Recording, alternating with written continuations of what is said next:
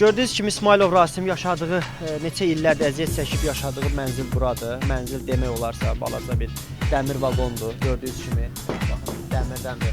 Burada yaşayırdı illər, əziyyətlər, nə zülümlərlə burada yaşadı. Amma indi hal-hazırda yeni mənzilinə gedirik onun. Yəni yeni mənzil verilib.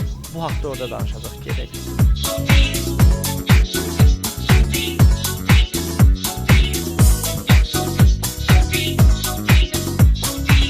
Biz hal-hazırda Suraxanı rayonundayıq.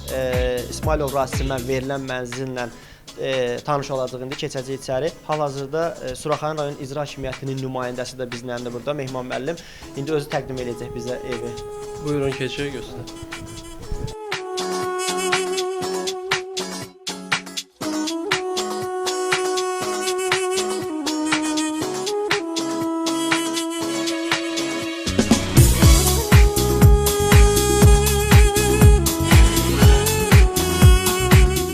Ben sevinirim. Sağ olsun bizim vice-prezidentimiz Heydər Əliyev Fondu birinci xanımı Mehriban xanım sağ olsun, minnətdaram.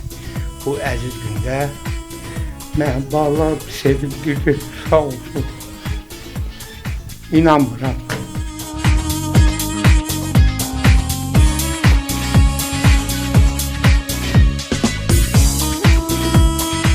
Rasim İsmailov haqqında mediada gördük, eşitdik. Yaşam şəraiti ilə tanış olduq, araşdırdıq, tapşırıq aldıq ki, bir evlə təmin edək.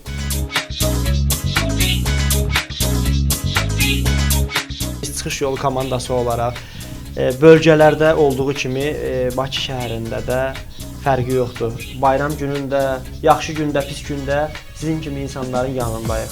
Bir istəyi də onu işlə təmin eləməkdir. Yəni, yaxın zamanda da o da təmin olunacaq. Mənzil Kommunal Təsərrüfat Birliyində işə düzələcək.